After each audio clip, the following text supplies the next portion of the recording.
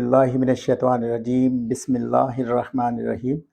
Dear students, today we are going to solve the exercise section A, multiple choices, chapter number 3, physics 9th, dynamics. So first MCQs given, Newton's first law of motion is also known as the law of, four options are given: speed, rest, inertia and force. You know that inertia is the correct answer of this option. So Newton's first law of motion is also known as the law of inertia. Basically inertia है क्या चीज? Inertia is the property of the matter through which it resists the change in its state. यानी inertia एक matter की वो property है जिसमें body जो है अपनी, जैसे सपोज करें कोई बॉडी रेस्ट में, तो वो चाहती है कि वो अपने रेस्ट को, उसी हालत को बरकरार रखे, या कोई बॉडी मोशन में है तो वो अपने मोशन को कंटिन्यू करना चाहती है। इस प्रॉपर्टी को इनर्शिया कहते हैं। And the same thing is being discussed in the Newton's first law of motion, that's why it's also known as the law of motion. First law of motion है क्या? When a body is in the rest और moving with the uniform velocity, it will continue its state of the rest और motion until an unbalanced external force is not applied on it. तो ये same है, so that one is the C is the correct option of this. Now the MCQ number 2, the quantity of the matter contained in a body is called, याद रखिएगा, the quantity of the matter of a body is also known as mass. mass की definition क्या होती है? Matter की वो quantity जो किसी बॉडी में पाई जाती है उसको हम क्या कहते हैं? मास. so correct option is A. so A is a correct answer. Now the MCQ is number 3. Quantity of the motion contained in a body is called, याद रखिएगा, quantity of a matter को mass कहते हैं और quantity of motion contained in a body is known as a momentum. So correct option is momentum. This one is the correct answer for this MCQ. Is number 4. The law of the conservation of the momentum defines that the total momentum of a system of the two bodies before and after collision remains same. एक body है जो suppose करें move कर रही है velocity के साथ, और उसकी वेलोसिटी है u1 और उसका मास है m1, तो उसका मोमेंटम टकराने से पहले जो है वो लेट सपोज हो जाएगा m1 एंड u1, और दूसरी बॉडी जो मूव कर रही है उसी एक्शन लाइन में, लाइन ऑफ एक्शन में, उसका मास है लेट सपोज m2 और उसकी वेलोसिटी है u1. अब देखिए टोटल मोमेंटम आपके पास u2, तो आपके पास टोटल मोमेंटम क्या हो गया? m1 u1 plus m2 u2, ये हो गया total momentum before collision. After collision की अगर हम बात करें तो टकराने के बाद लेट सपोज आपके पास ये बॉडी ए जो उसका मास तो सेम रहता है यानी m1 है, और लेकिन उसकी वेलोसिटी चेंज हो जाती है, v1 से चेंज होकर v1 बन गई, और प्लस आपके पास बॉडी b का मास तो m2 ही है लेकिन वेलोसिटी u2 से चेंज होकर v2 हो गई. लेकिन इनकी प्रोडक्ट जो है बनने के बाद ये जो टोटल सम है, यानी सपोज करें m1 u1 plus m2 u2, इसकी वैल्यू लेट सपोज इसकी वैल्यू आपके पास है 10, टोटल वैल्यू आपके पास है 10 और न्यूटन सेकंड फॉर एग्जांपल इसकी मोमेंटम की, और तो टकराने के बाद जो है उसकी वैल्यू भी 10 न्यूटन सेकंड ही आएगी, बशर्ते कोई और एक्सटर्नल फोर्स इन पे इम्पैक्ट ना करे. तो इस तरह से आप अगर देखेंगे total momentum remains same. So this one is a correct answer.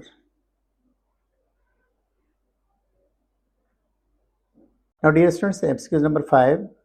The weight of a body can be measured using a spring balance. It differs from the place to place because of the variation in. तो याद रखिएगा, मास को major करने के लिए जो हम apparatus use करते हैं उसको फिजिकल बैलेंस कहते हैं, और वेट या फोर्स को मालूम करने के लिए जो अपरेटस यूज करते हैं उसको हम स्प्रिंग बैलेंस कहते हैं. So this spring balance is used to measure the weight. So weight जो है, मास तो देखा जाए कांस्टेंट है, लेकिन आपका वेट चेंज होता है due to the change in gravitational acceleration, not only the acceleration. तो यहाँ पे ऑप्शन ए एक्सेलरेशन तो गिवन है लेकिन यहाँ पे ग्रेविटेशनल एक्सेलरेशन नहीं रखा हुआ है.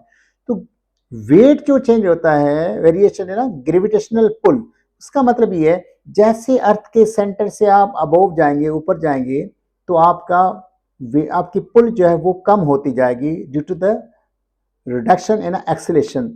एक्सेलेरेशन किसकी वजह से होती है? ग्रेविटेशनल पुल की वजह से। जैसे जैसे बॉडी के सरफेस के नज़दीक आएंगे तो ग्रेविटेशनल पुल जो उसकी बढ़ती जाएगी, it will be maximum on the surface of the अर्थ।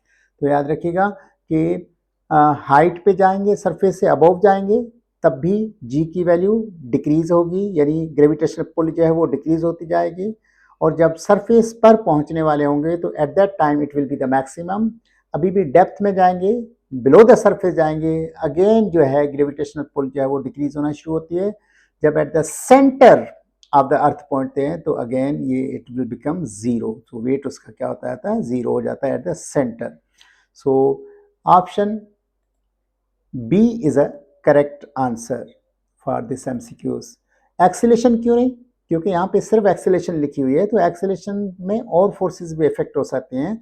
तो वेट जो इफेक्टेड होता है वो that one is only due to the gravitational pull, and that changes the value of the gravitational acceleration, not acceleration. That's why option B is a correct answer. MCQ number 6. It is easier to push an empty shopping cart than a full one because the filled cart has a more mass than the empty one.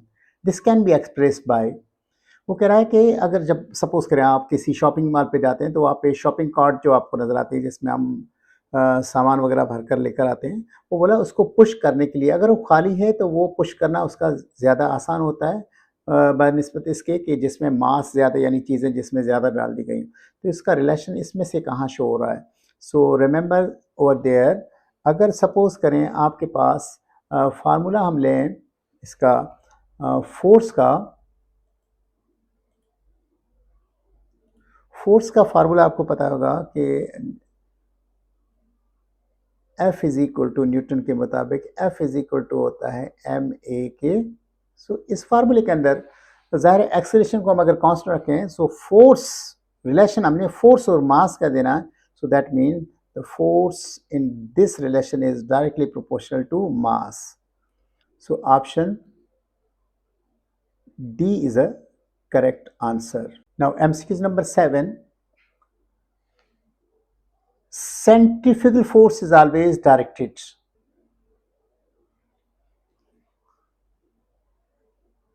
So the force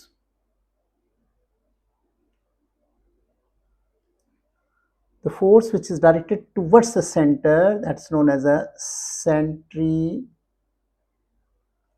centripetal force, and the force which is directed away from the center like this, away from the center, that is known as centrifugal force. So one is the centripetal force that is always directed towards the center, and other one is the centrifugal force that's always directed away from the center. So a question is given, centrifugal force is always directed away from the center. So this one is the correct answer. MCQ number 8.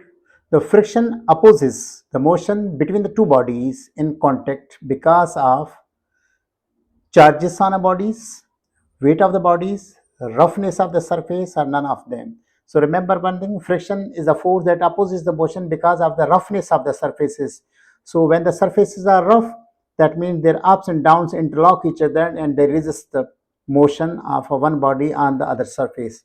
So that means option C is a correct answer. So frictional force opposes the motion because of roughness of the surfaces. MCQ number 9. Which statement is true for the limiting friction force? So याद रखिएगा कि limiting friction basically is a type of a static friction, means friction in the rest.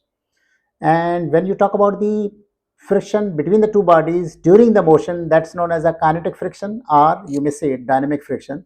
So kinetic friction जो है यानी motion के दौरान जो भी फ्रिक्शन होती है, चाहे वो स्लाइडिंग मोशन हो, चाहे वो रोलिंग हो, या काइनेटिक हो, या ड्रैगिंग फोर्स हो, मोशन के दौरान हमेशा फ्रिक्शन कम होती है as compare to the friction in static friction. So यहाँ पे आपके पास लिमिटिंग फ्रिक्शन, क्योंकि स्टैटिक फ्रिक्शन है तो लिमिटिंग फ्रिक्शन, रोलिंग फ्रिक्शन जो कि डायनेमिक फ्रिक्शन का टाइप है, इससे भी ज़्यादा है।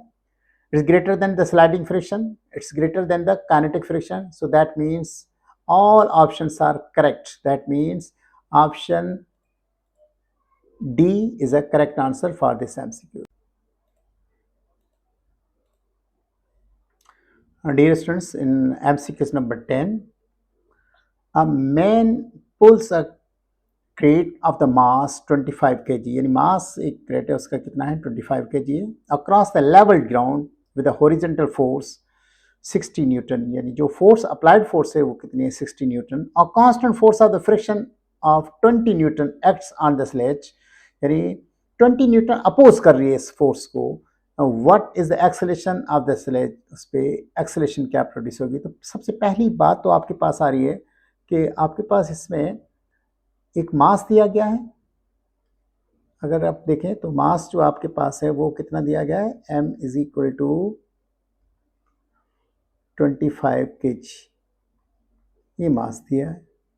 अप्लाइड फोर्स जो आपके पास है, अप्लाइड फोर्स सपोज करें वो उसको मैं F1 कह देता हूँ, या अप्लाइड फोर्स को F1 कह दिया मैंने, that one is equal to 60 newton, और फ्रिक्शनल फोर्स लेट सपोज उसको मैंने F2 कह दिया, वो आपके पास जो फोर्स है वो है 20 न्यूटन। तो याद रखिएगा 20 न्यूटन तो अपोज कर रही है, that means the net force, जो फोर्स मोशन प्रोड्यूस कर रही है वो आपके पास हो जाएगी difference of the these two, so that means 60 minus 20 करेंगे, so net force is 40 newton. So this one is a net force which is responsible to produce acceleration. अब आपके पास अगर एक्सेलेरेशन का फार्मूला देखा जाए, so F is equal to, आपको पता है F is equal to M A के होता है, so A is equal to that is required, acceleration आपने मालूम करनी है, सो F अपान M हो जाएगा आपके पास। सो A इज इक्वल टू, अगर आप करेंगे फोर्स आपके पास कितनी, फोर्स है 40, और डिवाइडेड बाय करेंगे आप मास से, मास इज गिवन 25, सो आपका एक्सेलेरेशन जो A है वो बराबर आ गया 1.6 मीटर पर second square. So this one is the correct answer. अब अगर ऑप्शंस की तरफ आप जाके देखेंगे, सो ऑप्शन आपका B is a correct answer. Alhamdulillah, in this way we have completed the MCQs of chapter number 3, Physics 9th. May God bless you.